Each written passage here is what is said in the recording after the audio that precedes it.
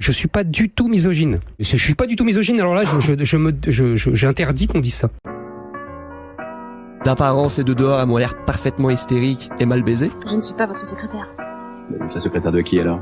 Des femmes battues, il y en aura toujours. Personnellement, je bats pas la mienne, bien que parfois j'en ai envie. Pardon, je me suis encore perdu dans ton décolleté. Mais pourquoi on les aime pas, les féministes, déjà? Et nous commencerons dès que Thaïs sera allé nous faire 2 petits cafés.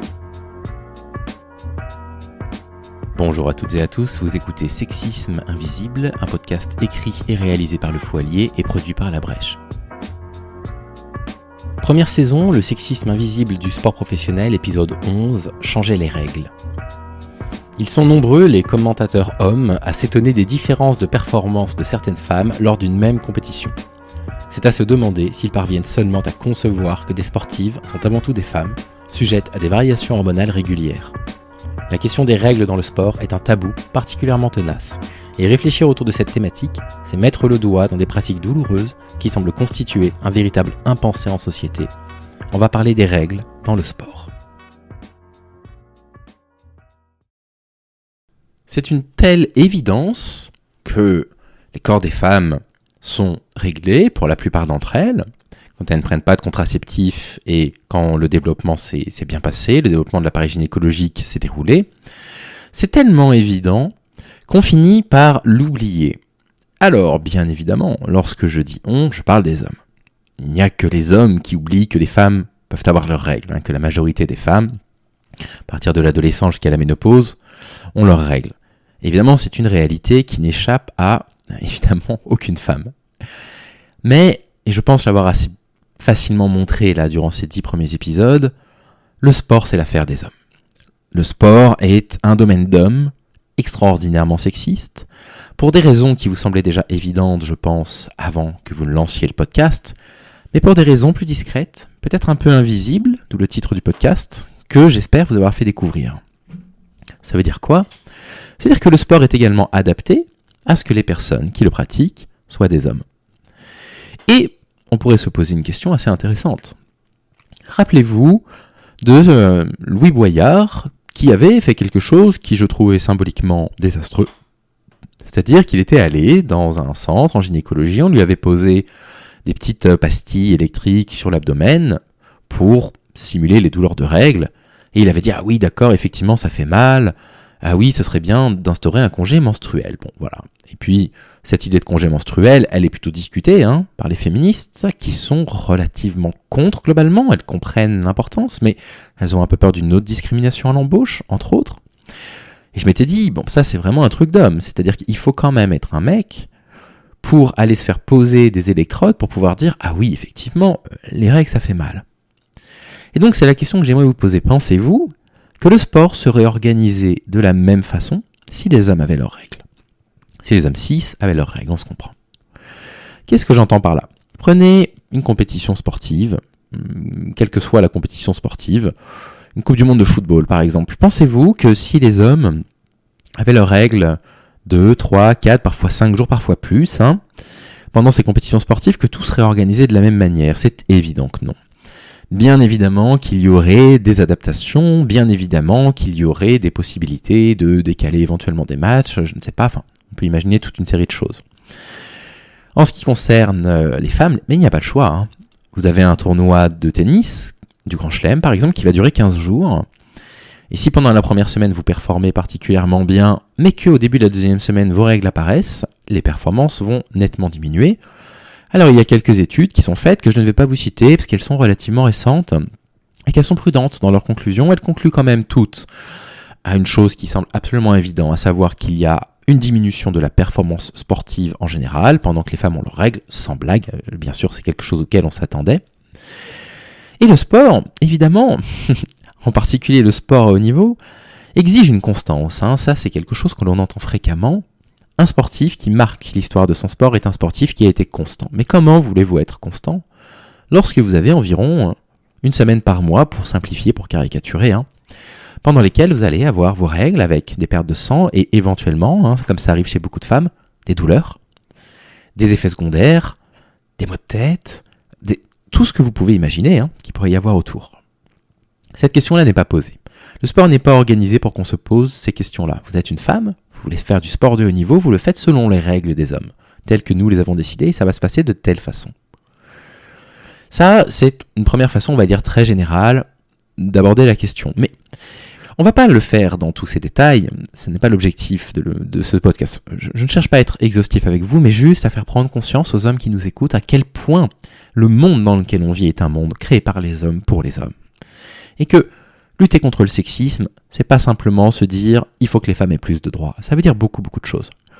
Est-ce que vous vous rendez compte qu'il existe des sportives, des tennismen, des tenniswomen par exemple, qui signent des contrats avec certaines marques qui voudraient promouvoir un vêtement blanc par exemple, et qui pendant leurs règles sont obligés du coup de ne pas porter ce vêtement blanc, de porter un vêtement plus sombre, par peur. Par peur de quoi ? Par peur du jugement. Nous les hommes, on a appris aux femmes à avoir honte de leurs règles, à avoir honte de leur intimité, c'est quelque chose qu'on leur a appris. Nous les hommes, on déteste quand les femmes parlent de leurs règles comme si c'était quelque chose dont il ne fallait pas parler, comme si c'était un tabou, comme si c'était sale. Vous vous rendez compte ? Eh bien, ces sportifs qui font ça, à une époque, étaient sanctionnés par leurs sponsors, figurez-vous. Elles étaient sanctionnées, alors qu'elles portaient un vêtement du sponsor, mais un vêtement sombre. Ces histoires-là existent. Ces histoires-là n'ont pas de sens. Parce qu'en fait, ces sponsors, je vais le citer, c'était Nike, et la sportive en question, c'était Serena Williams, citons complètement du coup le cas, ils ont considéré en fait que Serena Williams, c'était un homme comme les autres, mais en version femme. Vous comprenez ce que je veux dire ? Elle avait un contrat qui ne prévoyait pas une seule seconde qu'un jour elle pourrait ne pas pouvoir pratiquer le tennis avec une jupe blanche. Et elle avait été sanctionnée. Et je me rappelle de quelques articles à l'époque, moi je n'étais pas aussi engagé qu'aujourd'hui, mais je commençais à avoir les oreilles qui traînaient dans les courants féministes, parce que j'avais une copine qui était à l'époque porte-parole d'Oser le féminisme et qui m'en parlait beaucoup. J'étais intéressé, j'étais pas ancré dans la lutte contre le sexisme comme aujourd'hui. Mais à part les féministes, c'est un truc dont personne n'a jamais parlé. Le sport est genré, disons le sport est genré au masculin.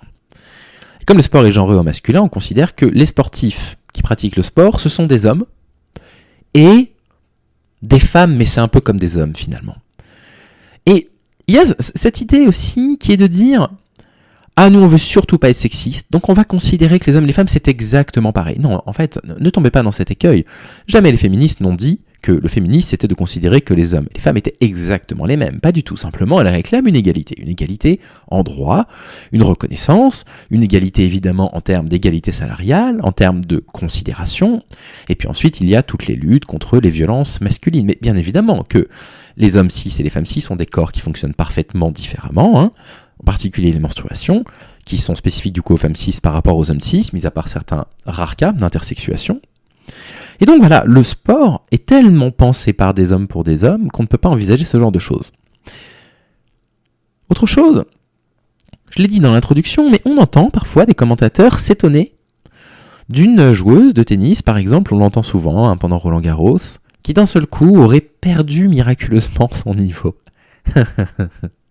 Voilà, c'est un miracle. C'est-à-dire qu'en fait, les femmes perdent miraculeusement leur niveau de temps en temps, vous voyez, pendant 3-4 jours par mois, comme ça, et on ne sait pas pourquoi, alors que ce sont des professionnels exactement comme les hommes, qu'elles ont répété les gestes autant de fois que les hommes, voilà, qu'elles se sont entraînées dans des conditions à peu près similaires à celles des hommes, ça disparaît.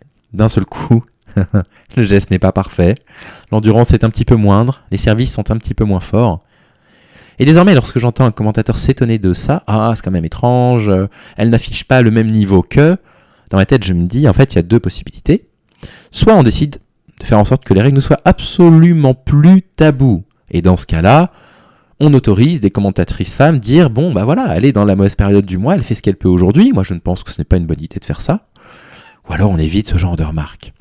On évite ce genre de remarques naïves, candides, mais le pire, c'est que je pense très sincèrement qu'ils ne comprennent pas. Je pense qu'ils ne comprennent pas pourquoi une sportive, d'un seul coup, aurait des difficultés à servir avec la même force, avec la même puissance, etc.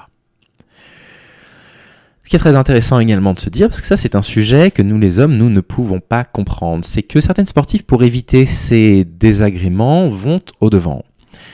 Elles savent que leur performance est modifiée pendant leurs règles, et donc, je pense qu'au bout d'un moment, il faut dire les termes. j'ai beau essayer d'être un peu moins radical que je n'ai pu l'être par le passé pour que mon discours soit plus facile à entendre, pour qu'il soit plus englobant, pour qu'il soit un petit peu moins polémique parfois, mais elles ont recours à des pratiques de stérilisation. Alors, stérilisation, le mot est fort, parce que ce ne sont pas des pratiques de stérilisation définitives, mais elles vont utiliser de pratiques qui vont couper définitivement leurs règles, et qui font que pendant un certain temps, donc, elles ne seront plus fertiles, ce qui va poser la question de la maternité, dont on parlera dans le tout dernier épisode, qui sortira la semaine prochaine. Elles sont obligées d'utiliser des hormones de contraception qui vont bloquer leurs règles pour s'assurer justement que leur performance puisse être relativement stable sur le mois. Et ça pose question parce que elles sont face à un choix que les hommes ne connaissent pas. Le choix va être, est-ce que j'accepte d'avoir des hauts et des bas pendant la totalité de ma carrière parce que pendant la période de mes règles, mes performances risquent d'être moindres, ou carrément je ne pourrai pas participer à une compétition si jamais elles ont des règles abondantes par exemple, ou trop douloureuses, ou est-ce que je choisis une stérilisation chimique, certes temporaire, pour pouvoir performer. Évidemment, la pilule contraceptive est une des inventions les plus incroyables de la deuxième partie du XXe siècle, qui donne la possibilité aux femmes de décider de leur maternité. Leur corps leur appartient. Et c'est une invention absolument extraordinaire. Mais la pilule ne peut pas être considérée comme une bonne chose si elle est prise à contre-cœur. Ça ne peut pas être considéré comme une bonne chose si les femmes sont obligées de prendre la pilule alors qu'elles n'en ont pas envie, parce que nous les mecs, on n'est pas fichus de mettre un préservatif correctement, ou de tenir une érection avec un préservatif. La contraception ne peut pas être considérée comme une bonne chose quand des sportifs sont obligés d'en prendre, et du coup de se stériliser chimiquement, au moins temporairement, pour pouvoir performer dans le sport, alors que ce genre de choses ne passe pas dans la tête des hommes. La contraception, lorsqu'elle est évidemment libre, lorsqu'elle est choisie, librement et sans contrainte, et sans devoir, est l'une des plus belles inventions de la deuxième partie du XXe siècle. Et ça participe bien évidemment à ce qu'on a appelé un peu vulgairement la libération des femmes. Mais dans le domaine du sport, posez-vous la question. Posez-vous la question, vous les mecs. Si vous étiez sportif de haut niveau, quel est le choix qu'on vous laisse réellement ? Performer au plus haut niveau, ce qui est quand même votre objectif, ou accepter de prendre un contraceptif dont vous pourriez ne pas avoir envie, en quoi cela est-il souhaitable ? Ces questions-là sont des questions qui ne sont jamais abordées dans le grand public. Pourquoi ? Parce que le sport est genré au masculin. Parce que le sport existe par les hommes et pour les hommes, et que ces questions-là ne se sont pas posées. Quand je parle de sexisme invisible, je ne propose pas un podcast dans lequel je vous amène des solutions toutes faites. Je vous propose un podcast, surtout à vous les hommes, pour que vous preniez conscience que quand les féministes vous disent « il y a un problème là-dedans », si notre premier réflexe c'est de nous dire « oh, qu'est-ce qui se passe ? Il y a encore un problème », on fait partie nous-mêmes du problème. Quand on nous dit qu'il existe du sexisme dans tel ou tel domaine, notre rôle c'est d'écouter et de se poser des questions. Et ce que j'ai choisi de faire avec Sexisme Invisible, c'est d'aller au-devant de ça. C'est de me dire moi-même, comme un grand, je vais aller prendre des domaines, parce que je commence à avoir lu suffisamment de choses, avoir discuté avec suffisamment de femmes, pour comprendre un petit peu les mécanismes de domination masculine systémique. Je ne vais pas attendre que des femmes me disent qu'il y a des problèmes dans ces domaines-là, et je vais essayer de réfléchir. La première saison, elle est centrée autour du sport. Dans le sport, c'est quoi ce qu'on entend par sexisme invisible ?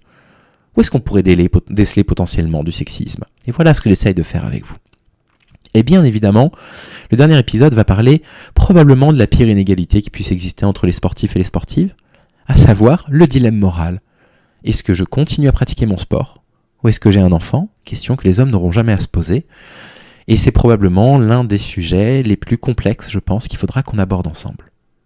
Merci beaucoup d'avoir écouté cet épisode. Vous pourrez retrouver ce podcast en différé sur la chaîne YouTube Sexisme Invisible à partir de lundi prochain. Ce podcast existe grâce à la Fédération La Brèche et grâce aux donateurs de la page Tipeee Le Fou Allié. Si vous souhaitez contribuer vous-même à la production de Sexisme Invisible, vous pouvez participer à son financement. On se retrouve lundi prochain, même heure, pour le prochain épisode. Prenez soin de vous.